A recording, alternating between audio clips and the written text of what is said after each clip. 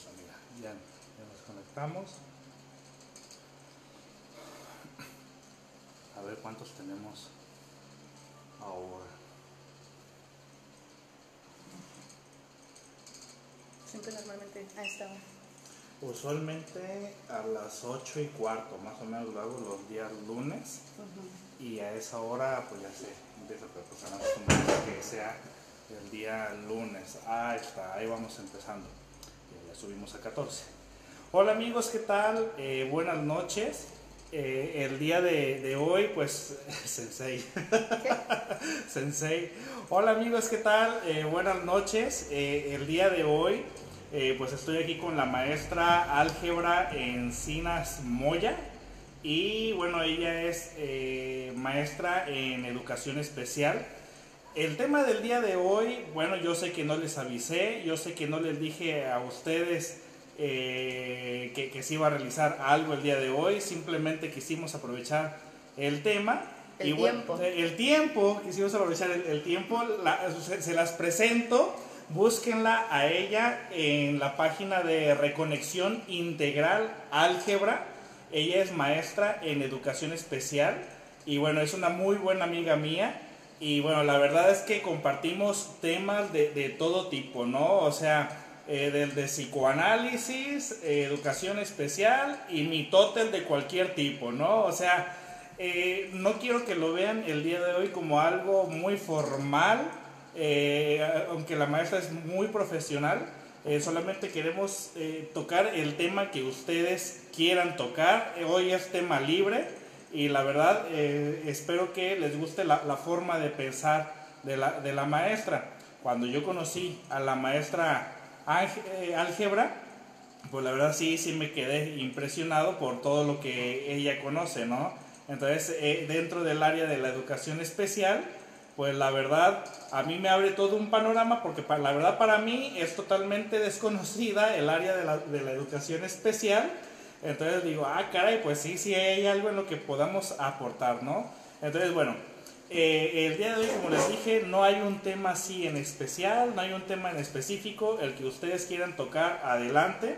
La maestra se dedica a tratar pacientes diagnosticados con autismo, trastorno por déficit de atención e hiperactividad.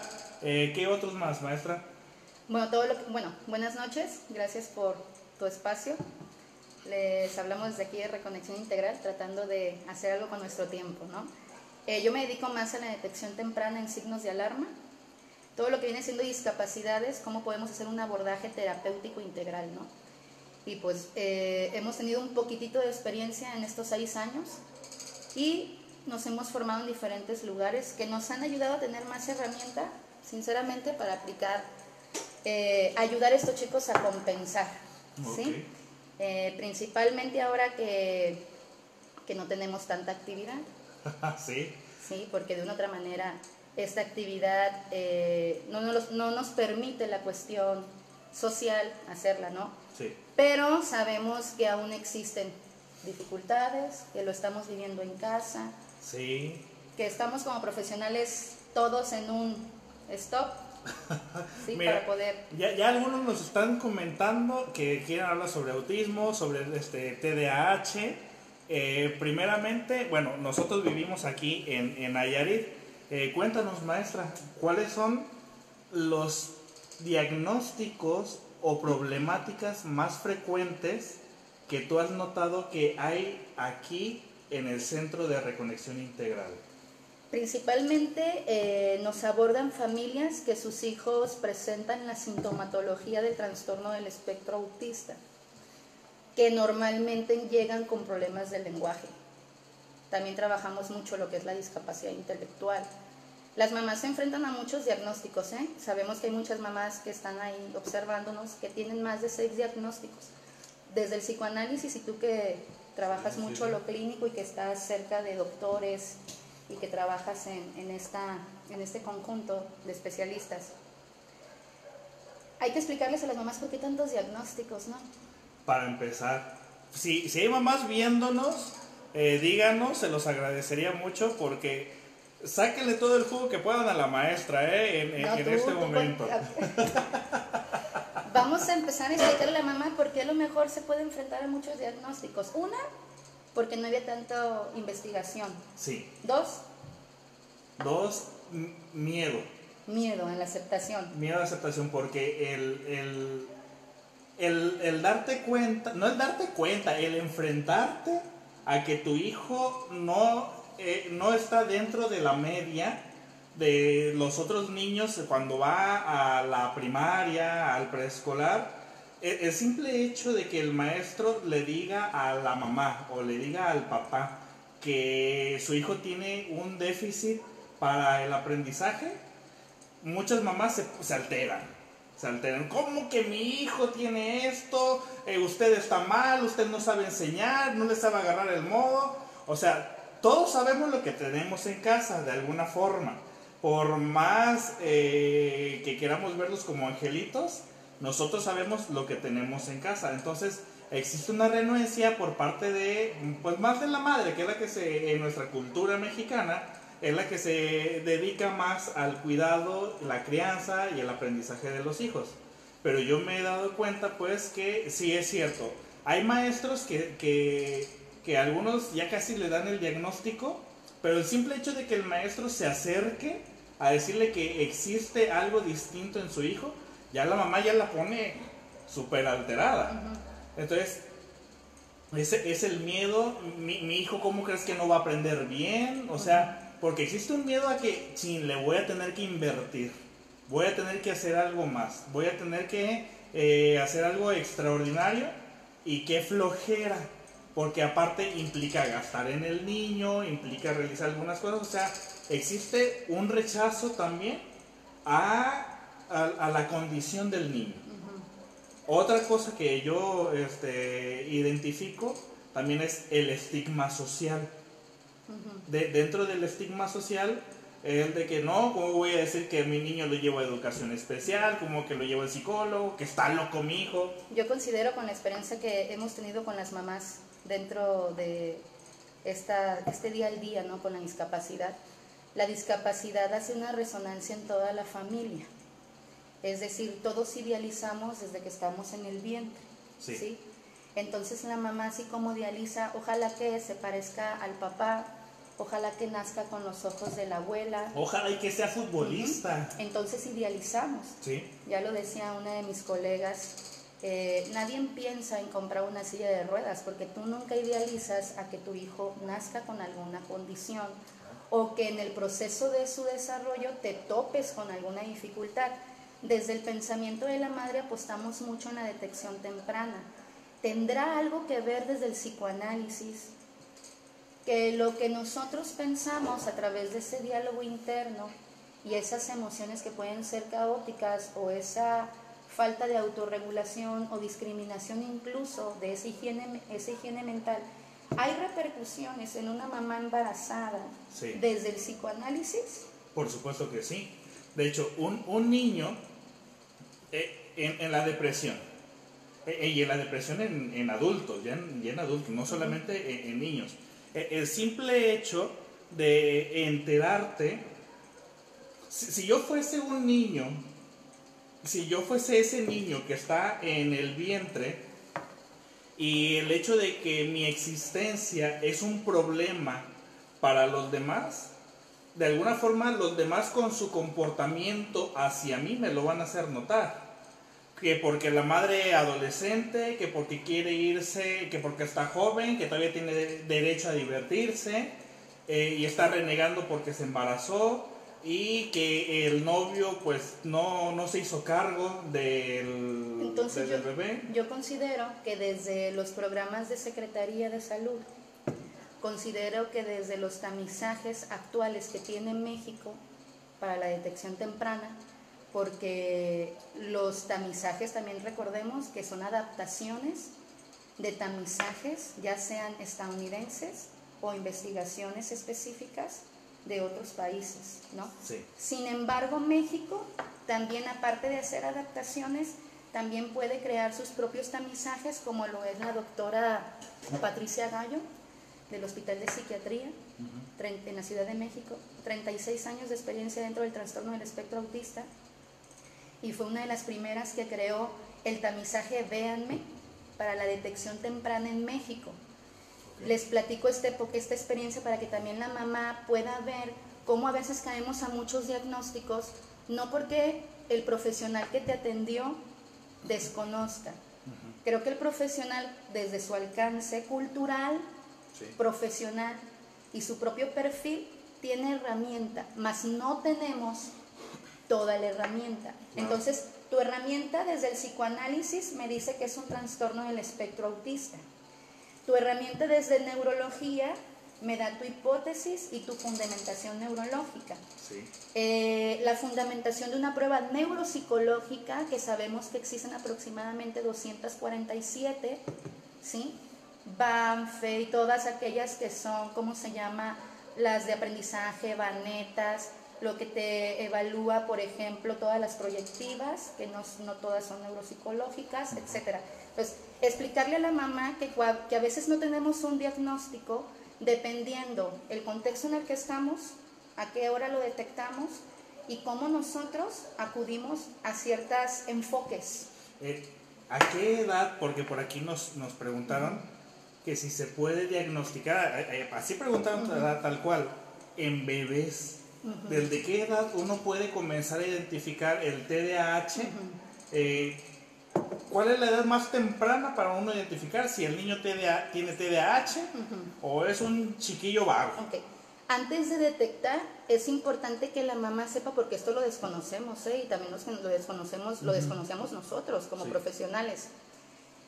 Hablamos mucho sobre la higiene mental y hablamos mucho de la prevención de discapacidades, que el ácido fólico, que las resonancias magnéticas, que hacer ejercicio, bla, bla, bla. Es importante que antes de detectar la mamá que está embarazada ya sepa cierta información que cuando su hijo nazca ya tiene que valorar. Por ejemplo, así como los pediatras cuando nace el niño, pues hacen su perímetro craneal, hace su peso, hace su talla, hacen reflejos. Y aparte de eso, cuando ya el niño va antes de los 3 meses, hay especialistas certificados que pueden ver en el bebé un repertorio motor, una simetría, ver esos reflejos y cómo está en intensidad su contacto visual, su expresión facial, cómo atiende estímulos. Y si se empieza a dar todo ese desarrollo evolutivo que se tiene que dar. Por ejemplo, no es de que yo en el bebé o las especialistas que valoran prematuros, neonatos, infantes, ya vean ahí si el niño tiene o no tiene una condición. Lo primero que nos va a alertar como mamá y lo primero que tenemos que hacer cuando una mamá se da a luz o ya está dentro de las clínicas hospitalarias y todo esto, es entregarle a la mamá una herramienta válida. Por ejemplo, puede ser una escala de lo que su hijo tiene que hacer al mes, a los 2 meses, a los 3 meses, vaya o no vaya a un pediatra, porque no todas las mamás van a un pediatra, aunque tú digas 2020, Sí. Entonces, empieza no a la detección ahí, sino desde ahí empezamos a ver predisposiciones, o lo denominamos signo de alarma. ¿A qué vamos a denominar signo de alarma? Todo aquello que en el neurodesarrollo me esté indicando que algo no va acorde a su etapa, ya sea cronológica o madurativa. A ver, ahora, yo tengo una duda, porque es el terror de muchas madres. ¿Es para toda la vida el TDAH? Bueno. El TDAH, tengo un chiquillo que por más que le restrinjo el azúcar, por más que le restrinjo todo aquello que le va a prender el sistema nervioso, ¿hasta qué edad digamos, se puede? ¿Esto es perpetuo? O sea, porque por ahí preguntaron, TDAH en adultos. Lo que pasa es que anteriormente no teníamos la herramienta para la detección temprana. Esto es nuevo. ¿Qué te estoy diciendo? ¿10 años? ¿15 años? Ok. Reciente en trastornos. Del 2000 para acá. En trastornos más sutiles o más significativos. O que vienen más síndromes, ¿no? Existen muchos síndromes genéticos, muchos síndromes que son cromosómicos, de lesiones cromosómicas. La estructura de la mente, el sistema mental, tú sabes que es bastante amplio, o sea, realmente estructurado Y aparte de eso tienes un cerebro que cambia la plasticidad cerebral cada 24 horas. Y aparte de eso ya tienes un gen que te transmite toda la información generación tras generación, o sea, tienes una carga genética. Claro. Cuando decimos es para toda la vida, es que si yo detecto a temprana edad el trastorno, el síndrome, la discapacidad, la alteración o la predisposición o el déficit, si es a temprana edad, tendré mayor oportunidad, le daré mayor oportunidad a mi cerebro, a mi sistema nervioso, a mis funcionalidades, a mi conciencia, a mi psique, para poder ser funcional. ¿Qué es ser funcional? Por ejemplo, Sergio. Sergio nació con a lo mejor características aspergianas o tiene trastorno, qué sé yo. Son trastornos que no son visibles y no por eso no significa que no seas funcional. Claro. Lo que se intenta hacer con la detección temprana, aparte de detectar a tiempo, es poder hacer que las personas adquieran una funcionalidad en todas las esferas. ¿Y qué son todas las esferas? Por ejemplo, yo puedo ser funcional creando, funcional haciendo, sé hacer, pero a lo mejor me cuesta mucho ser valiente, ser empática, tener compasión, ser amable. O sea, hay otras esferas que cuando un ser es funcional, también tiene que ser funcional en las otras. Por ejemplo, yo puedo ser exitosa, tú también, intelectualmente, o muy funcional con una habilidad. Como no la hicimos en el deporte. Como cualquier funcionalidad que tengamos, pero eres consciente de esa herramienta que tienes para poder adaptarte a tus necesidades. Okay. Entonces, aprendemos a vivir con las condiciones, como tú has aprendido a vivir con la tristeza, la frustración, y hemos aprendido a sobrellevar el día al día con o sin discapacidad. Entonces, yo creo que eso se le tiene que explicar a los papás de que aunque yo vea que mi hijo nació con síndrome de Down, hay posibilidades de que la funcionalidad sea amplia como cualquier otra persona, siempre y cuando sea a tiempo. Fíjate que ahorita que mencionas síndrome de Down, lo que se me viene a la mente, y ya lo hemos platicado Álgebra y yo en alguna ocasión, la sobreprotección de la madre hacia el niño que tiene discapacidad.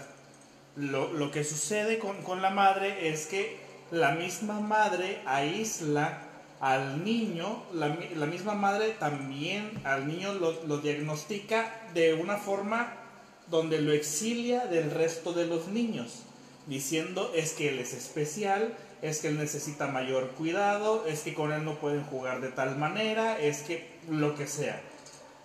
Hay madres que sobreprotegen y que lejos de proteger al niño lo están desprotegiendo al invadir por completo la vida del niño, porque hay personas con síndrome de Down que tienen 30, 40 años y que se siguen comportando como niños, porque la misma madre lo adoptó como tal y no se hizo a la idea de que el niño iba a crecer. De hecho, tiene 30 años, 34, 35 y el niño, es el niño. Y el niño se sigue comportando de tal manera. Según la experiencia que he tenido con estas familias con la discapacidad, hay dos cuestiones que también yo me he hecho. Sabemos que la sobreprotección también afecta. Sí. Y la falta de atención también genera dificultades. Los extremos. Desde un vínculo afectivo hasta una cuestión cerebral, ¿no? El no permitirme o el permitirme de más cuestiones donde yo necesitaba a lo mejor más contención, por así decirlo. Lo desconocíamos. Es decir, nace tu hijo con parálisis cerebral, ¿sale? Ya sabes que no va a caminar a lo mejor al tiempo que los demás. Exacto. Yo pienso que es un miedo a lo desconocido. Si nosotros, que normalmente controlamos nuestra vida, tenemos esos miedos, o sea, te dan un diagnóstico, por ejemplo, un adulto, oye, sufres bipolaridad, no va a andar diciendo, tengo bipolaridad, ni le piden todos los expedientes cada vez que vaya a un lugar, ¿no? No. Y hay personas que son detectadas ya de adultos y que vivieron un calvario a lo mejor en sus primarias, secundarias, etc. Yo creo que la mamá, más que la aceptación del diagnóstico, es cuando se enfrenta esa resonancia con la discapacidad, es como que se cae toda esa idealización, es como el duelo, puede ser. Es un duelo. Es como el duelo, y que desde el psicoanálisis se puede abordar, y que incluso desde la programación neurolingüística, lo que te preguntaba, se puede sacar a una mamá de este estado de forma más rápida.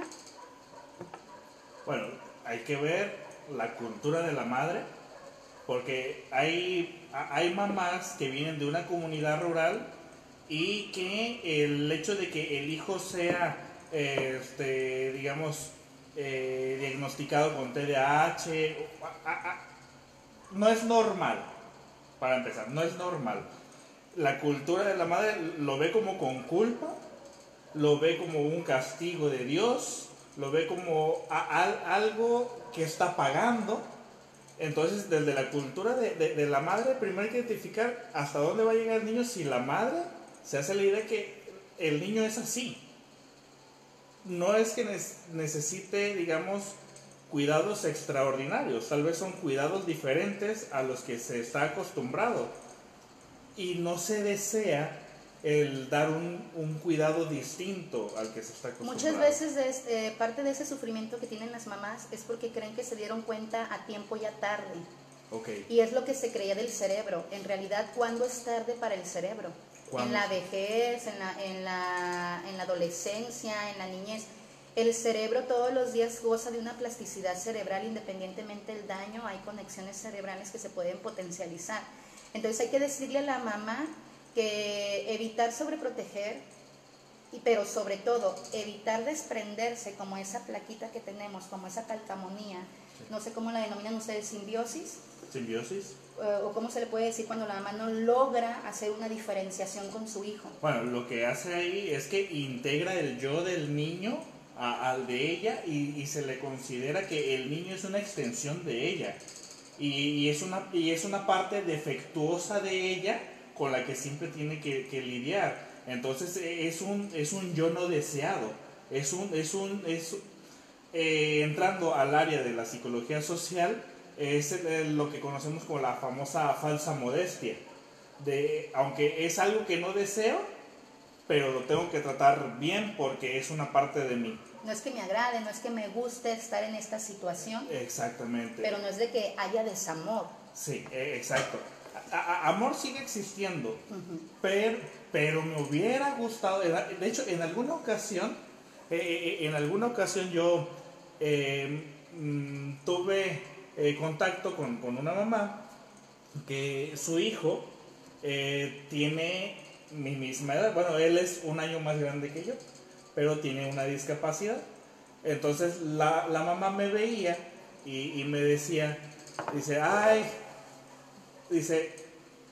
de hecho un día, cuando fue mi cumpleaños, dice, mi hijo estaría así si no hubiera tenido tal enfermedad. ¿Cómo hubiera estado mi hijo? O sea, siempre anhelando que el hijo pudo haber sido de otra manera. Bueno, yo creo que es notorio, evidentemente es notorio, pues. Pero desde ahí existe tanto el deseo por la normalidad y como no se dio esa normalidad, se le da un trato sobreprotector al niño, independientemente de la cultura de la madre, pero siempre el anhelando. Entonces no acepto en su totalidad al niño como es. Bueno, ya pues estoy chicuelo, ¿qué me calculas? Unos 20 años más o menos. Más o menos. Entonces, no se podía hacer después de 30 y tantos años, uh-huh. No se podía hacer a la idea de que el hijo uh-huh. tuviera tal discapacidad. Entonces, ¿qué es lo que sucede aquí con la madre? Bueno, es como una función maternal que le pusieron un freno de mano hacia la normalidad, pero le metieron el acelerador en la parte donde voy a ser una mamá eterna. Okay. Y una mamá se siente mamá mientras que se siga sintiendo necesidad útil para sus hijos. Cuando una madre muere, no en el momento de su fallecimiento, el concepto de madre muere cuando la madre deja de sentirse útil para sus hijos. Es por eso que aquel hombre de 50 años que llega después de mucho tiempo de no visitar a su mamá y le dice, madre, ¿me haces unos chilaquiles? Con todo el gusto del mundo le hace sus pinches chilaquiles y su cafecito y todo lo que le gusta. ¿Por qué? Porque el hijo le está devolviendo la función de madre a ella y es algo a lo que no se renuncia. Una vez que eres madre, te adaptas ahí. Yo considero que hay tanta carga sobre la mamá, una, que desconoce, 2, que no lo pidió así. 3, Ajá. que aparte como sociedad desconocemos tanto de las discapacidades que Para empezar. nadie tiene la receta exacta para las metodologías específicas en los daños más severos. Tan así es el trastorno del espectro autista, que no se ha encontrado una causa exacta. Entonces las mamás hacen de todo, ¿sale? Y es válido, es importante. Pero ¿qué pasa con la persona con discapacidad? Yo he apostado muchísimo a que la persona con discapacidad tiene que también aportar y activar su propio self, su propia motivación, y tiene que crear su propia conciencia. Sí. Así dejará de ser un lastre, así dejará de no ser deseado, así dejará de diferenciar, o sea, será diferenciado si activamos los procesos psíquicos en las personas con discapacidad que se cree que no tienen un potencial mental, porque veo físicamente una estructura que está con un déficit, ya sea una discapacidad física, y las respuestas que me das o las funciones que veo en tu acción no me convencen en realidad en tu funcionalidad cuando tienes una discapacidad. Pero la psique está intacta. En cualquier discapacidad, la estructura mental, la estructura psíquica es muy amplia. ¿Dónde decimos que el trastorno del espectro autista, por ejemplo, en qué área y en qué sistema de toda su psique está la afectación? Bueno, yo siempre he dicho aquí en esta parte que la madre, cuando la madre sobreprotege, cuando la madre se hace madre de un niño para toda la vida, aún así este tenga 30 y tantos años, bueno, ¿qué está pasando en el niño? Hay un complejo de Edipo eterno. No existe una castración por parte de un padre que le diga, sabes que tu límite es hasta aquí. Y genera un complejo de Edipo eterno donde el niño se adueña de la madre, se siente su pareja y no le permite al niño, bueno, al adulto ya con la discapacidad, por sí mismo realizar su vida. Tiene una discapacidad, no está muerto. La discapacidad significa que evidentemente va a poder hacer las cosas. Hay una suspensión, por así decirlo. Exacto, hay una suspensión de ciertas ejecuciones motoras. O vínculos incluso con los papás. Exacto, pero no significa que, como lo mencionaste al inicio, no significa que va a ser disfuncional. Hay que buscar la manera de hacerlo funcional. Okay. Entonces, cuando la madre lo sobreprotege desde bebé hasta toda la eternidad, ese complejo de Edipo jamás se cortó. Entonces el adulto, el niño, adulto, adolescente, se adueña de la madre, se apropia de la madre, y esto no le permite para nada que él comience a generar su independencia. Eso lo podemos comprender entre personas que hablamos esos términos o que hemos tenido experiencia mínimo con un paciente en cuestiones con su familia y su contexto real y su condición. Claro. ¿Cómo podemos, esta información, tú me hablas del efecto de Edipo, el apego, sí, a la mamá, para poderle decir así, a simples palabras, cómo trabajar esa parte que ella no puede analizar, porque a lo mejor no se ha metido de lleno a estos temas. Claro. Llega o la mamá que apenas está teniendo un hijo con discapacidad, ¿cómo lo puede ya desde esta forma temprana, desde el psicoanálisis, ya empezar a trabajar ella, antes de llegar a lo mejor a tu consultorio? Bueno, es que primeramente es un duelo. Es un duelo por la pérdida imaginaria. ¿Ella sabe que está en un duelo o no sabe que está en un duelo? La madre no sabe que está en un duelo. Más o menos, ¿como a qué tiempo nos damos cuenta que está en un duelo? De hecho, jamás se da cuenta que está en un duelo. Piensa, siente, mejor dicho, un dolor. Un sufrimiento. Un sufrimiento, pero no sabe que hay un duelo. Hay un duelo por la pérdida de la normalidad en su hijo, que sale de ella, que nace de ella y que lo siente como una extensión de ella. Por lo tanto, es mi extensión. Lo voy a decir tal cual, aunque me linchen, lo voy a decir tal cual. Despacio. Es mi extensión defectuosa. Uh-huh. Es mi extensión defectuosa, la cual voy a tener que usar una muletilla para toda la vida. Por lo tanto, la madre no sabe que está en un duelo, pero está viviendo un duelo, por la pérdida de la normalidad de su hijo. Ahora yo te regreso la pregunta, ¿hasta cuándo? Aunque ya sé que va a haber un duelo, algunos eternos, otros no, más o menos en una buena higiene mental, en una buena intervención temprana con esa familia y su hijo, o ya tardía pero buena intervención, una mamá puede ya cambiar de un estado mental de sufrimiento a un estado ya de esperanza, ¿no? De, ya vi que sí tiene algunas potencialidades. Bueno, cuando la madre comienza a ver, o sea, hablando específicamente de la madre, no del niño, de la madre. Cuando la madre comienza a darse cuenta que el niño puede realizar las acciones, sí, de otra manera, pero lo puede hacer. ¿Te acuerdas cuando estábamos en la primaria, que nos tocaba la clase de matemáticas? Ajá. Y que tal vez el maestro ponía la fórmula y todo, pero le dábamos el resultado y que íbamos con el maestro y nos decía, está mal, y le respondíamos, pero es el resultado. Sí, pero está mal, no llevaste la fórmula como es. Lo que quería el maestro que aprendiéramos era la fórmula, no que llegáramos al resultado, sino la manera de hacerlo. ¿Y ahorita cómo es? ¿Llegar al resultado o tener la fórmula? Sigue siendo seguir la fórmula y llegar, sí, claro, al resultado, pero nos damos cuenta que hay varias fórmulas para llegar al resultado.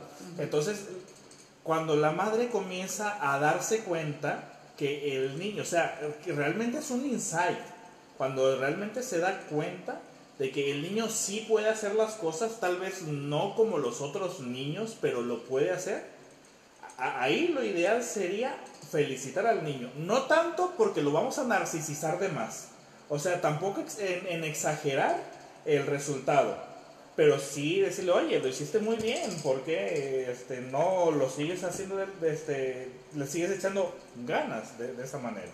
Ok, aprovechando que estás aquí, ¿tú has escuchado un poco de lo que es la suspensión psíquica? No. Ok, ¿cómo podemos decir que una persona no está pensando? Ojo, fuera de que si es una capacidad intelectual, o sea, cuando hablamos de la mente o la psique, que una persona es consciente. Por ejemplo, un niño forma su personalidad antes de los 5 años o durante los 5 años, que esta personalidad se puede modificar, todos cambiamos. Incluso la personalidad se modifica también. Se creía que era rígido, ¿no? Los primeros pilares a partir del vínculo, sí. Sí. Pero las experiencias y las cuestiones emocionales te cambian también y te modifican esas áreas prefrontales y modifican conexiones cerebrales que también te hacen tener o representar situaciones de la vida diaria de otra manera, ¿no? Otra percepción. Cuando hablamos de que una persona no es consciente de pensar, y no estoy hablando de una discapacidad intelectual, es decir, que no ha llegado a ese estado de conciencia, y no porque yo lo aplico con mis pacientes, o sea, yo lo estoy preguntando por mis pacientes. Un síndrome de Down, una parálisis cerebral, un neonato prematuro, lo que sea, hay niveles de conciencia. ¿Cuándo decimos ya que un niño antes de los 12 años ya crea una conciencia diferenciada? Bueno, de hecho, y respondiendo a tu pregunta, hay las personas, a veces yo en mi consultorio, cuando le pregunto, ¿cuándo es tu último recuerdo? O ¿desde cuándo tú te acuerdas que pasa esto? Y responden, desde que tengo conciencia. Si te fijas, la gente responde eso, desde que tengo conciencia, como que si antes de eso no existía una conciencia de hacer las cosas. ¿En la persona con discapacidad existe la conciencia? Por supuesto que sí. Por supuesto que sí existe. ¿Cómo podríamos darnos cuenta que un niño con síndrome de Down tiene conciencia o goza de niveles de conciencia? Porque cuando existen los recuerdos, cuando el niño tiene estímulos y sabe lo que le genera placer, obviamente existe ahí un inconsciente. Cuando al niño le llega un olor, huele a tamales, huele a camote, huele a tacos, huele a esto. Ok, te llega el olor, despierta el inconsciente, es tal cosa, entonces ya sabemos que existe, desde ahí, si existe una inconsciencia, porque le recordó a lo que desea, algo que le gusta, por obvias razones existe la conciencia entonces. ¿Cómo saber que no es conductual? ¿Cómo saber que no es un recuerdo del sistema nervioso? Es decir, llevar a una persona con discapacidad a un nivel de conciencia es saber quién soy, qué siento, dónde estoy y para qué estoy, ¿no? O saber sobre mí, mi condición. Las esferas de la conciencia. Me preguntan además, ¿hay niños con Asperger, maestra? ¿O hay adolescentes? Es la típica pregunta que te hacen. ¿Ellos saben de su condición? Ese es un buen punto que podemos decir ahora. ¿Los chicos con la condición saben? Tu punto de vista, ¿saben o no saben? A ver, bueno. Hablemos de discapacidad, si tienen o no. Bueno, ¿un perro sabe qué es un perro? Pero no estamos... Bueno, por poner un ejemplo, pues, ¿una jirafa sabe qué es una jirafa? Y yo considero que el ser humano es el único que le pone nombre a las cosas, mientras que el resto de los animales que habitamos la Tierra nos guiamos se guían por cierto instinto. Entonces, un niño con Asperger, con síndrome de Down, con TDAH, está consciente de sí mismo. Yo creo que más que nada el niño está consciente de que reniegan de él, pero tal vez no sabe el motivo. Sabe que reniegan de él cuando no es aceptado dentro de casa, dentro de la escuela, dentro de cierto círculo. Tal vez el niño solamente percibe que no es aceptado, pero ¿cómo sabe que su condición es distinta a la de los demás? Pues sobre este tema creo que no hay nada escrito todavía dentro de las discapacidades, dentro de los trastornos mentales en infantes, que es lo que se apuesta, que a través de un proceso verbal, una programación, que es lo que nos une como cultura o nos une como individuos, el lenguaje, sea un lenguaje verbal o no verbal, expresivo o no expresivo, poder activar en los chicos con discapacidad conciencia, luego para que ellos puedan elegir específicamente comportamientos y puedan activar otras áreas de conciencia psíquica corpórea, psíquica motora, o cuestiones de su espacio o cuestiones de su emoción, ¿no? Claro, fíjate que me gustó mucho esto que me comentas. ¿Es consciente de su condición? Porque el niño, para empezar, sabe que tiene una condición. Sí me llamó mucho la atención ahorita que me lo dices, porque... ¿Sabes de dónde me vino la idea? ¿De No sé si has dónde? leído ese libro que se llama...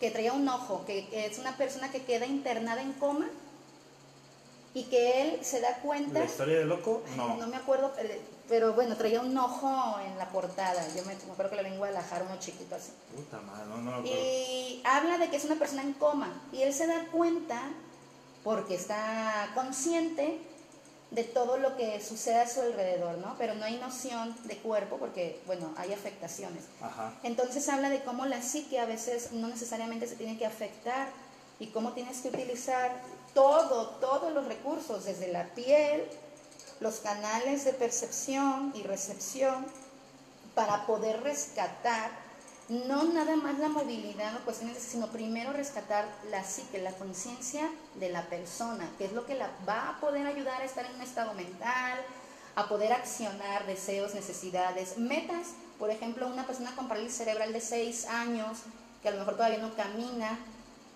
ellos se dan a lo que es el estímulo, a lo que la conciencia que tú haces a través del lenguaje. ¿Tendrán metas? Una persona que realmente, entonces hay que preguntarnos, ¿tienen conciencia las personas que no gozan de todas las habilidades que nosotros gozamos? Y fue ahí donde yo pensaba en el nombre de reconexión integral, que yo decía, hay una reconexión. Ya nos dijeron cómo se llama el libro, sí. El Esclavo. El Esclavo, El sí, Esclavo, no okay. me acuerdo qué autor es, pero sí, El Esclavo. Muchas gracias, El Esclavo, se llama el Esclavo. Pues eso tendríamos que preguntarnos con todas las personas con discapacidad. Y yo decía, eso le pasa a un adulto que ya creó conciencia. Ahora imagínate un cuadripléjico, un niño con parálisis cerebral. ¿Cuál es su nivel de conciencia y cómo lo podemos llevar a un nivel de conciencia? Y eso es lo que se plantea y se hace, pues, en reconexión con la persona con discapacidad. Claro. Fíjate que este mensaje me gustaría que se le quedara a las mamás que nos están viendo. El niño con TDAH, con autismo, Asperger, con cualquier diagnóstico, primero ustedes como mamás pregúntense, ¿el niño sabe que tiene autismo? ¿El niño sabe que tiene TDAH?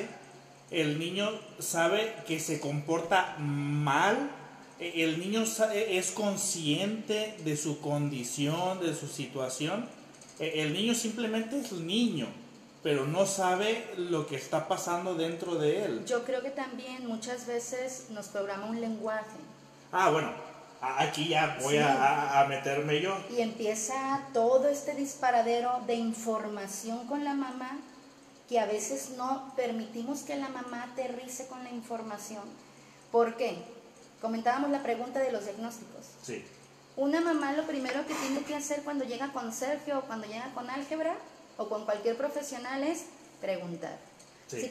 Si traes 2 hojas o 3 hojas con un montón de preguntas antes de ir a tu neurólogo, antes de ir a tu pediatra, antes de ir a un psicoanalista, antes de ir a un neonatólogo, a una terapeuta físico, a una maestra de comunicación, a una maestra de educación especial, es preguntar, porque realmente desconocemos. Yo desconozco, tú desconoces, y si no nos preguntan o si no me cuestiono qué respuestas o qué herramientas puedo buscar si me dejo de cuestionar.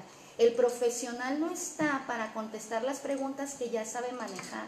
Sí. El profesional no está para contar su historia de lo que ya sabe, conoce, etc. El profesional está para recibir al paciente, sea la edad que sea, o sea acompañado de los tutores que sean, y empezar a escuchar y todas las preguntas que tengan. Desde ahí vamos a empezar con una higiene cultural, yo pienso, claro, de la detección real.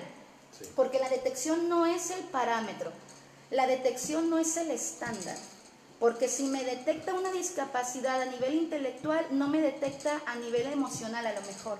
O hay muchas que sí, como la Baylis, como la EPI, hay muchas pruebas que sí te evalúan muchas áreas, pero que no hacen su representación en conjunto para saber si es real ese diagnóstico. Por ejemplo, no todo sale en un electro, y tú lo sabes que no todo sale en una charla, y no todo sale en una entrevista, y no todo sale en un tamizaje.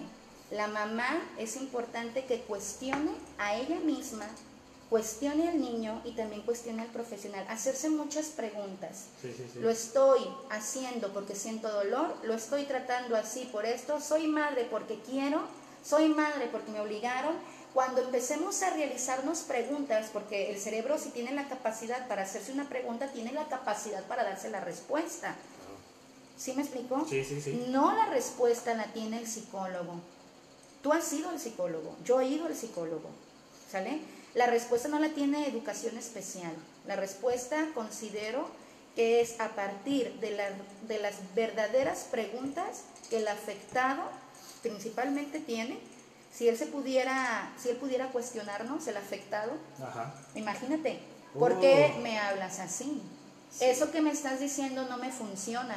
Oye, no has estudiado, tú eres mi maestro y sé que no estudias. Oye, ¿por qué me tocas de esa manera? O sea, si el afectado o la persona con discapacidad pudiera hacer preguntas, otra cosa fuera la intervención, pero como no se puede, nosotros tenemos que hacerle preguntas.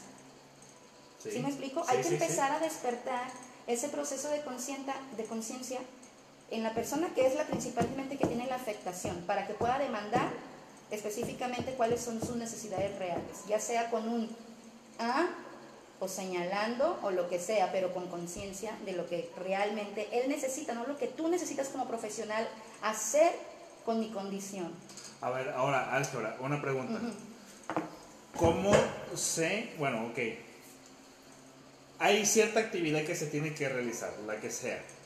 ¿Cómo sé hasta dónde el niño definitivamente no pudo o el niño le está echando hueva?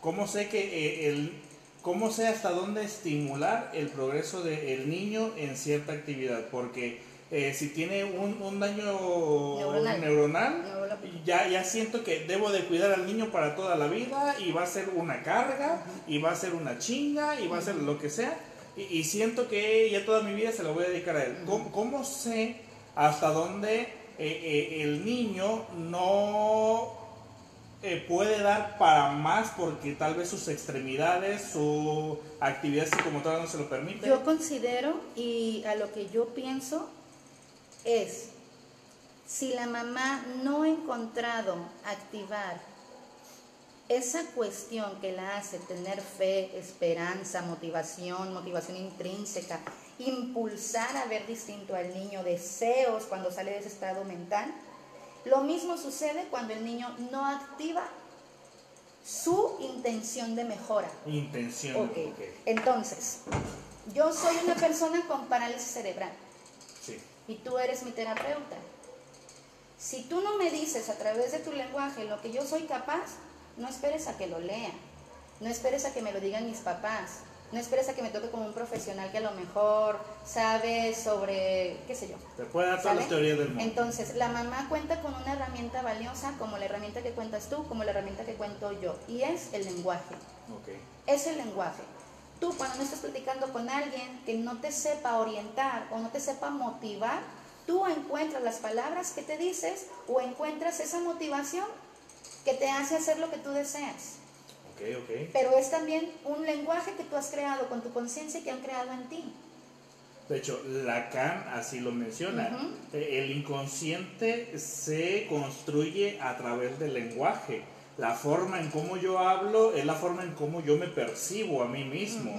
Entonces, se me viene a la mente cuando los niños, digo, si yo fuera ese niño que te hablan así, ¡ay, mi niño! ¿Por qué me hablas como pendejo?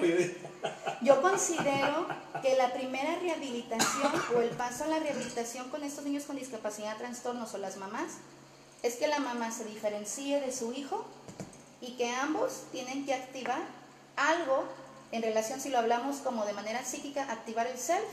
Sí. O que tienen que activar esa motivación intrínseca o encontrar ese sentido de, ¿sí? Si hay esa motivación o encontramos ese punto de partida, que es como prender la luz, podremos a partir de eso poder hacer otras conexiones que a través de la emoción y el lenguaje pueden rehabilitar. Okay. Entonces, lo primero que se necesita es que la mamá empiece con un diálogo distinto de lo que cree sobre la discapacidad. Por ejemplo, tú me puedes decir, la mamá con discapacidad, ¿cuál mamá? ¿Cuándo? ¿Quiénes? ¿100 mamás? ¿200 mamás? Ok, ese es un grupo. Pero estas mamás que no han escuchado eso, pueden saber que la discapacidad es esto, esto y esto y esto. Es decir, empezar a limpiar ¿cómo se puede decir? Empezar a limpiar el lenguaje, la manera, una higiene de un lenguaje inclusivo. Okay. Un lenguaje que piense en todas las áreas. ¿Para ti qué es un lenguaje inclusivo? Para ti. Aquel que no me haga saber mis dificultades, sino aquel que me activa a través de su entonación, entusiasmo, motivación, a través de su lenguaje comunicativo, expresivo, que me motiva o me realza o me activa en el cerebro cuestiones que no estaban despiertas en mí. Okay. Eres un campeón. No te estoy diciendo, ya veo que tienes parálisis cerebral y eres un niño con síndrome de Down. Eres un campeón. Okay. Ah, ya agarras el vaso. Oye, qué fuerte. ¿Sale? Me hace saber que lo estoy haciendo bien. Me estás mirando. Oye, qué inteligente. ¿A poco ser inteligente es mirar? No, pero yo te estoy haciendo saber que es así. Okay. Y para eso hay que sentirlo y hay que hacer que él lo sienta. Por eso la dramatización, por eso la entonación, por eso la importancia de las vocalizaciones. Tú y yo no estaríamos moviéndonos fibras emocionales ni situaciones de ego, no estaríamos moviendo nada de la estructura mental si nuestro lenguaje fuera plano, si nuestro lenguaje fuera así. O sea, el lenguaje nos conecta a la experiencia. Okay. Y la mamá tiene que saber que la herramienta más valiosa es el lenguaje. Bueno, pues ya, chicos, si tienen alguna duda, háganla saber de una vez, porque ya el tiempo se nos fue, nos comió.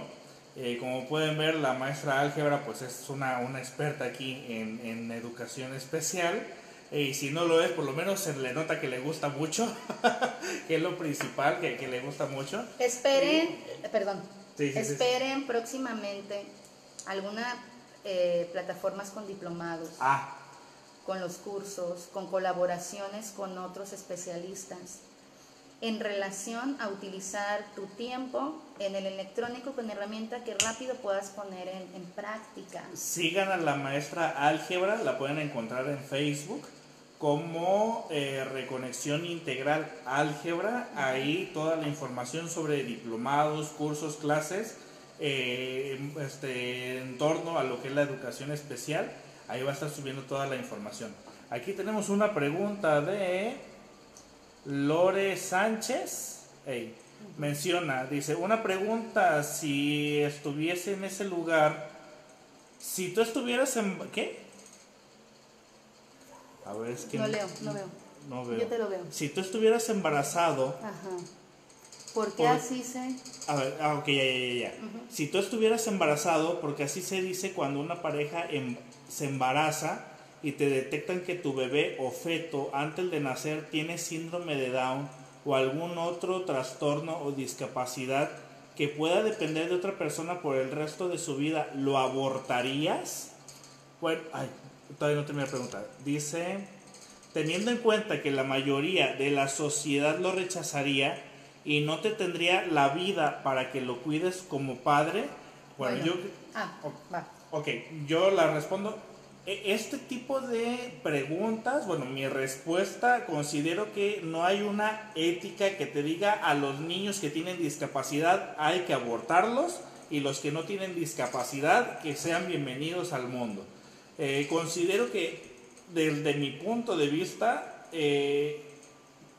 cada uno de sus habilidades, cada uno de sus posibilidades, sabrá y va a decidir qué tanto puede trabajar con lo que ya sabe que va a tener como bebé. Es decir, yo como padre, yo diría, sabes que yo lo acepto, independientemente de que sea una persona con discapacidad o como sea. La respuesta es muy personal. Para mí no existe una respuesta universal. Sonaría muy hitleriano.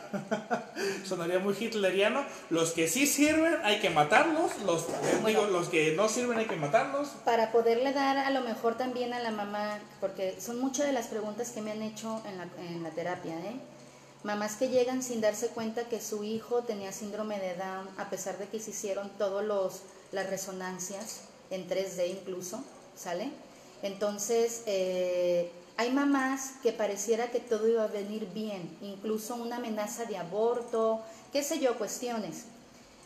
Yo lo que te puedo recomendar, según la experiencia, con otras experiencias de otras mamás, y si yo lo parto por la mitad de estos 6 años de mamás que decidieron abortar, o mamás que decidieron atorarle, con o sin pareja, o mamás que vienen solas al proceso, o abuelitos que no cuentan con los papás y vienen los abuelos, incluso hermanos o mamás que abandonaron a sus hijos.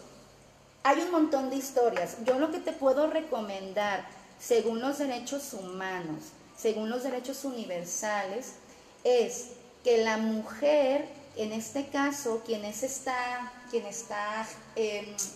gestando, sí, es la fuente principal, pero lo que vayas a elegir es tu derecho, claro, es tu cuerpo, es tu salud mental. Sí. Aunque en este momento mi pareja Sergio no lo comprenda, no lo entienda, ¿sale? Eso va a depender de la salud mental que tenga la mamá. Eso va a depender de las experiencias culturales, porque sabemos que Santiago es el primer lugar a nivel nacional en estadísticas, en algún momento, en estos 2 años anteriores, primer lugar en mujeres embarazadas menores a 18 años, no porque lo eligieron, sí. Algunas sí. Entonces, mamá, lo que yo te puedo recomendar si estás gestando, es importante que tú comprendas que ahorita incluso hay debates para la cuestión de aborto y hay estados, etcétera. No estando a favor ni estando en contra. Lo más importante, mamá, es tu bienestar, porque de tu bienestar va a depender el bienestar del niño. Sí. Y si crees que tú no estás en condiciones, si crees que el bienestar de él, o qué sé yo, pero tú lo decides como mujer, no me haces tú decidir por mí. Claro. Entonces considero que desde ahí vamos a elegir a mamás que tal vez, como dijera, no sé, hay mentes que son débiles. No es mente débil, hay personas que están en condiciones de adaptarse y en condiciones de sobrellevar o sobreproteger. Y no toda la gente está en condiciones. Y no porque álgebra tenga un hijo, todas las maestras van a tener un hijo. Y no porque yo acepté a mi hijo con discapacidad. ¿Sí me explicó? Todos Entonces, lo van a aceptar. de hecho, es un tema de derechos humanos, es un tema que tiene que ver con género, es un tema que tiene que ver con cultura. Yo considero que pues es privilegiada la salud y es privilegiada la vida. Entonces la mamá que elija, porque es ella la fuente. De hecho, a mí en lo personal me han llegado pacientes directamente al consultorio y también en esas consultas de pasillo y de todo, y me dicen, estoy en esta condición, ¿aborto o no aborto? Como que si yo les tengo que decir, bueno, yo les respondo con una pregunta. Digo, si tú abortas, ¿qué te imaginas? ¿Cómo te imaginas que te vas a sentir? Si no abortas, ¿cómo te imaginas que te vas a sentir? ¿Con cuál sentimiento? Cada una de las acciones va a generar una consecuencia. Por lo tanto, te vas a enfrentar a ciertas emociones que va a haber positivas y negativas. ¿Con cuál de las dos tú sientes que puedes Pero más? desde el momento en que la mujer llega a tener ese conflicto de elección, no tendría que ser un conflicto. Bueno, porque ya existe una duda, por claro supuesto. está, claro ahí. está. Ya Y existe que una no, duda. y que no significa que no esté bien. O sea, no tendría que llevar ese conflicto. Aunque no tenga discapacidad el niño, sabemos que hay mujeres que tienen conflicto de estar embarazadas. Sí. Y sí va a venir un conflicto. Sí. Porque aunque no el niño viniera con discapacidad, tú puedes alterar esos procesos si no te sientes en condiciones. Exacto. Perdón. Tú.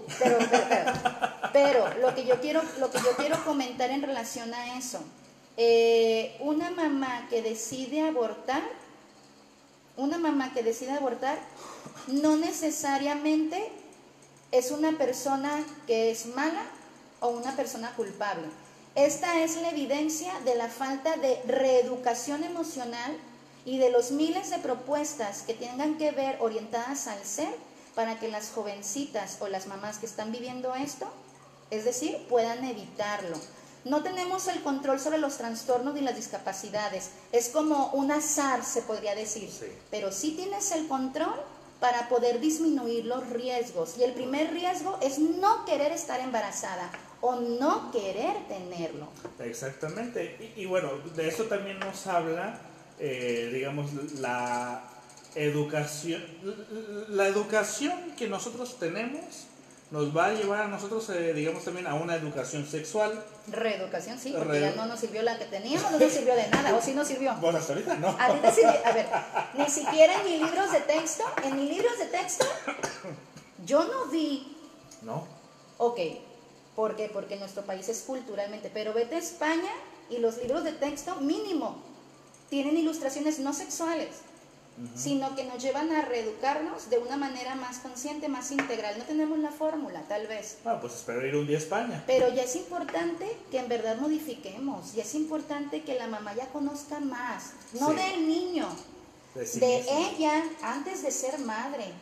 Es la urgencia que tenemos a dejar de sufrir, la urgencia de las necesidades reales que nos enfrentamos. Bueno, ¿no? que también he de decirte que yo conozco personas que tienen un deseo enorme por pertenecer a una familia, que se escapan de casa a una edad muy temprana, adolescentes, se embarazan y por fin sienten que por fin pertenecen a una familia.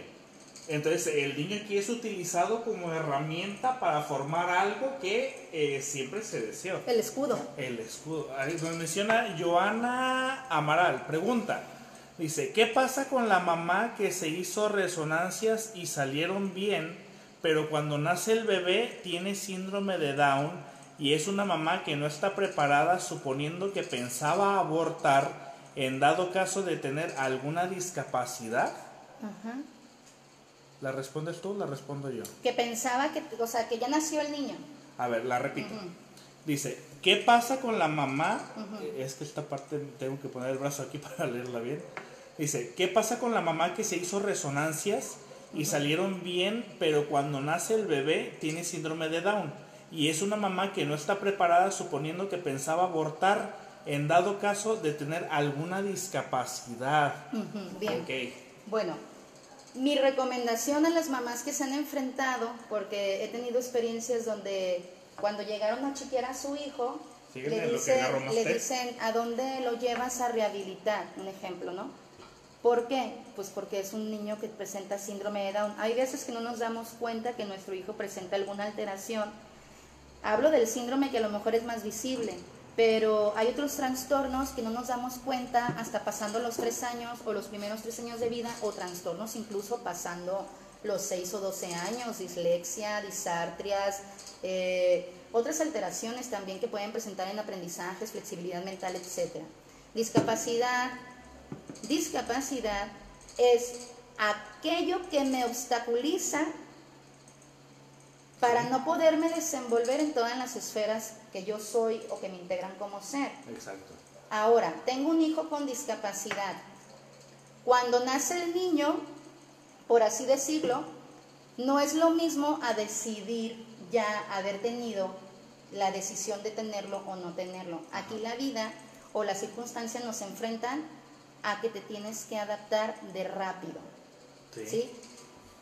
Yo te voy a decir algo bien honesto, mamá. Yo en la terapia o yo en la consulta, la que hace la pregunta, yo le digo a las mamás, vamos a aprovechar el tiempo porque esto se llama tal condición, ¿sale?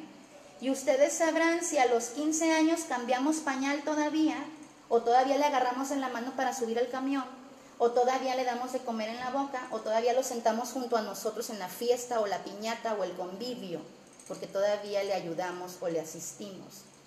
Entonces, algo fundamental, mamá, es la adaptación. Y la adaptación no es porque nos agrade, es porque aceptamos el aquí y el ahora. Como algo que yo te puedo recomendar, como es lo que escribe Víctor Frank. ¿Sí? Entonces, yo siento sufrimiento ahorita porque me separé. Un ejemplo, ¿sale? Sí. Yo mañana si sufro, ya va a ser una elección. No estamos exentos al dolor, tampoco estamos exentos al sufrimiento, lo hemos comentado muchas veces. No existe la vida ideal. Quedarnos anclados a ese sufrimiento es lo que hace la diferencia. Entonces, mi hijo tiene síndrome de Down, rápido. Todo lo que vas a adaptar ya está ahí. ¿Sí me explico? Sí. ¿Suena fácil álgebra? No, no es fácil. Nadie lo sabe. Hasta que lo vive, hasta que lo tiene, sí, te entiendo, pero es adaptarse. Y yo le digo a las mamás, rápido mamá, entre más rápido te adaptes mejor, hay que modificar, hay que hacer, porque no lo van a hacer por ti, créemelo, que ni una maestra, ni Calcuta, ni álgebra, ni Sergio, lo van a hacer por ti. Y todo el mundo va a comentar sobre la discapacidad de tu hijo y todo el mundo te va a recomendar. Esas preguntas incómodas. Y todo el mundo quiere hacer lo mejor para él, pero aquí es que tú tienes herramientas básicas. Entre más rápido formes vínculo afectivo con tu hijo, conectas áreas del cerebro. Entre más rápido tengas una higiene de pensamientos, más rápido puedes visualizar por dónde ayudarlo. Entre más rápido te adaptes, decides si te quedas con tu esposo o no te quedas, si cambias o no cambias de trabajo, si buscas otras alternativas. La adaptación es la capacidad que tiene el cerebro de poderse adaptar, reajustar, moldear, reconectar con todo aquello que no creíamos que era una posibilidad también. Claro. Hay que adaptarnos, tengamos la dificultad que tengamos. Lo que sucede aquí, álgebra, es que las personas tenemos un ideal del yo, de cómo queremos ser, y cualquier cosa que obstaculice ese ideal del yo nos frustra, nos enoja, nos molesta y obviamente renegamos de lo mismo. Y las personas no nos queremos hacer a la idea y no vivir como ahora sí, Víctor Frank, el aquí y la ahora, lo que hay. No te queda otra cosa más que vivir con lo que tienes. Pero porque lo desconocemos. Exacto. Si dejáramos de desconocerlo, como se lo hice una pregunta a un investigador en Querétaro, ¿por qué si el conocimiento es universal y que nos lleva a una rotación emocional, de conciencia, de psique, por qué no está al alcance de todos? ¿Sí? Es importante comprender que lo que estamos teniendo errores como sociedad o comunidad, o lo que no podemos hacer, es porque desconocemos. Claro. Y todos desconocemos. Lo que yo te recomiende, o lo que te recomiende Sergio, es una aproximación. Pero herramienta básica que cualquier ser humano tiene es habilidad de adaptación, por el solo hecho de tener un cerebro, tiene lenguaje y tiene propia capacidad y herramientas cerebrales, anatómicas, cromosómicas, genéticas, incluso de rehabilitación propia. Y lo puedes ver con las neurociencias, lo puedes ver con las ciencias aplicadas, lo puedes ver con autores como todos los que te hablan desde la conciencia corpórea, mente, cuerpo, Francisco de la Mora, Víctor da Fonseca, Mario Puy, Pedro Lain, y todos aquellos logoterapeutas, terapeutas aplicados a las ciencias o a las neurociencias. Sabemos que el cerebro no es estático. Claro. Sabemos que el cerebro no es rígido y sabemos que esto lo modifica la emoción, y tú todos los días tienes emociones, por lo tanto todos los días se modifica. Por supuesto. ¿Verdad? Bueno. Amigos, muchísimas gracias. Álgebra, un último mensaje que le quieras dar a las mamás antes de despedirnos. Comentarles que es muy importante que agarres unas hojas y que empieces a cuestionarte cosas tuyas o cosas de tu hijo. Y en otra hoja, hacer verbalizaciones de idealización. Ya no ocupas idealizar en el vientre, ya puedes idealizar fuera. Y la otra que te recomiendo es que escribas bastante para que después hagas lectura de todo lo que escribiste y puedas ver que tú esas verbalizaciones puedes subirlas a una situación más asertiva y que te va a ayudar a impactar en la emoción de tu hijo, y que eso asegurará la salud mental de los dos y la activación neuronal en los dos a través de la emoción. Okay, muchas gracias, Álgebra. Amigos, pues muchísimas gracias. Como ya les mencioné, a la maestra Álgebra ustedes la pueden encontrar en Facebook como... Reconexión Integral Álgebra. Reconexión Integral Álgebra, ahí es su fanpage, ahí la pueden encontrar. Cualquier duda que ustedes tengan, ahí se la pueden realizar. Y bueno, por ahí vi un comentario que hicieron de que fueras a dar una conferencia a Ciudad de México. Sí. Bueno, pues si la invitan, con todo el gusto del mundo va. Sí. Ya sea que me manden el mensaje a mí o se lo manden directamente a ella, ahí en su fanpage. Hay mucha información, mamás, que tenemos. En verdad, podemos evitarnos ya muchas cuestiones. Ya estamos cansados de tanto, ¿no? Ya es sí. Momento de despertar, por así decirlo. Me pregunta, esto se le quiero responder yo, porque me pregunta aquí Patricia Caudillo, ¿por qué solo la mamá? ¿Qué papel juega papá en este tema? Esto lo quisiera responder yo. Ajá. Mira, en nuestra cultura mexicana, respondiendo porque vivimos aquí en México, al menos en nuestra cultura existe un estilo de crianza en la cual la mamá casi siempre, bueno, sí, casi siempre es la más apegada a los hijos y es la que se dedica todavía de lleno a los hijos, es la fuente principal que se dedica a la crianza y cuidado de los hijos. Por más que nosotros queremos sí modernizarnos y actualizarnos en pleno año 2020, el hombre todavía no se sigue involucrando del todo, hablando de manera cultural, o algunos que otros uno que otro va a decir... Es cultural. Sí, uno que otro va a decir, no, yo sí me involucro, sí, yo sé que tú sí, pero hay uno que otro que la verdad... Pero es cultural. Exactamente, y es cultural, donde la mamá es la que se dedica más al cuidado y la crianza de los hijos, por lo tanto... como es un terreno que está más abarcado por la madre, pues nos dirigimos ahora sí que en estos términos al público que más tiene demanda, que es la mamá. Por ejemplo, si nosotros estuviéramos hablando de fútbol, lo más seguro es que estaríamos dirigiéndonos a los hombres. ¿Por qué? Porque el mercado, en su mayoría de los que consumen fútbol son hombres. Entonces... nos dirigiríamos, ¿cierto o no? Es bueno.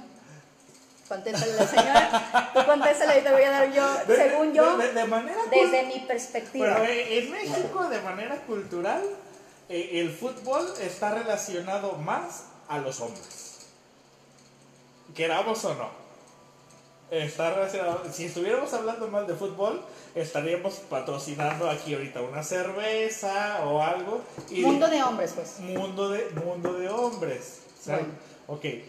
Entonces, hay temas donde más se toca el área de papá, el área de mamá. Sí, pero ella está diciendo que tiene que ver el papá. ¿Qué papel juega papá? ¿Qué papel? Cuando está embarazada la mamá, ¿qué papel juega? O cuando tiene un niño con discapacidad, ¿qué papel juega? Bueno, tiene un papel fundamental. ¿Por qué? Porque el papá aquí, independientemente de la psique del niño que tenga discapacidad o no tenga discapacidad, se debe de implementar de igual manera, de una manera sana, una castración psíquica. Es decir, para que el niño no se considere todopoderoso y dueño de la madre, tiene que haber una castración por parte del padre también, y que le haga saber el niño cuál es su lugar como hijo. ¿Cómo lo puede hacer?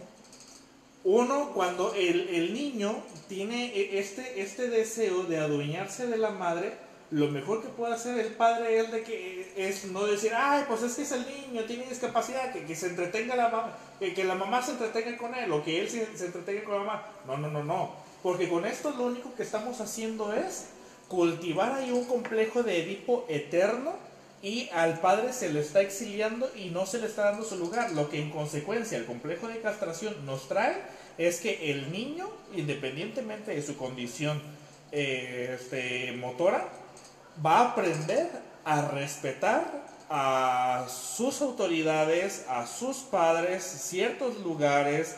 Es la limitación, la castración es lo que genera el super yo, donde sabe respetar a los demás, porque no por el hecho de que sea discapacitado significa que realmente se merece todo. Es importante también comentarle a la mamá, ¿qué papel juega el papá en el cambio neuroquímico de su hijo? ¿Qué papel juega el papá en la higiene mental de la mamá? ¿Qué papel juega el papá en la situación emocional de la madre? Sí. Puede decir el papá, es que yo también soy importante, yo también estoy embarazado. Claro. Y la mamá es la que carga al bebé. Este es un proceso solamente de 9 meses. Solamente 9 meses, no es eterno. ¿Qué papel juega el papá? Si el papá logra en esos 9 meses de gestación, que esto es para medalla de oro, y que tiene que venir un tamizaje para los papás cuando le entregan el bebé, que van a salir del hospital, para que el papá vea cuáles son las cuestiones en las que él puede favorecer a la mamá que está gestando, claro, o que ya recibió el niño, y ese proceso de lactancia y ese proceso, por así decirlo, de vínculo, que es el primer año. Sí. ¿Cómo podemos decirle a la mamá el papel que juega? Bien, si el papá logra, desde que sabe que está embarazada la mamá, logra ser lo más armónico, es por así decirlo, aguantarte, resistir lo más que puedas en armonía, asertividad, higiene mental. ¿Por qué? La mamá cuando está embarazada... Se me antojó un helado a las 3 de la mañana. Sí, literal. Es un estado, no es una enfermedad, pero es un estado donde ya cambiaron las emociones. Ya cambió la forma de percibir. Por eso las mamás a veces se molestan con ciertos olores cuando están embarazadas, o les dan ascos o mareos. Es un estado completamente diferente, pero un cambio completamente distinto cuando están embarazadas. El papá tiene que lograr activar algo que se llama empatía. Sí. Si el papá logra ser empático, recíproco, contener ese malestar o ese cambio neurológico, hormonal de la mamá, está acompañando. Yo creo que el papá, la pieza fundamental, sin caer a una codependencia, sin caer a una no diferenciación de mis deseos como hombre o mis deseos como mujer, pero solamente tiene que saber que esos 9 en los que dice la mamá que está embarazado, eso significa estar embarazado. No acceder a todas las necesidades de la mamá, sino colaborar en la higiene mental y emocional de la madre. Porque si la mamá sufre un coraje, ¿dónde va a repercutir? ¿Dónde se va a sentir? Si la mamá se siente frustrada, ¿en dónde cae? Todo se gesta en el vientre. Se forma todo en el vientre, a través de la alimentación de la madre, las emociones de la madre, las voces de la madre, el pensamiento de la madre y el cuidado de la madre. El papá es como la pieza clave. La pieza clave, pero eso no es culpa de los papás, claro está que es la cultura. Pero si el papá conociera esto, lo vuelves sensible, lo vuelves empático y también lo vuelves, ¿cómo se llama? Atento de ver la evolución de su hijo, a diferencia de que yo también hablé hasta los 6, mi papá también no escuchaba, yo era igual de impulsivo, yo era igual de agresivo. Lo comparan con uno. No, entonces si el papá tiene esta información, créemelo que también en el papá bajan sus niveles de estrés. Por supuesto, o sea, se da cuenta con esto la aportación que está haciendo para el desarrollo del niño. Okay. Bueno, ahora sí, ya nos despedimos. Muchísimas gracias por su atención.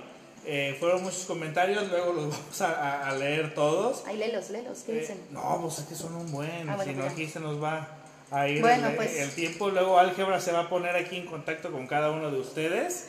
Y bueno, lean. lean. Mi libro favorito. Stephen Holt.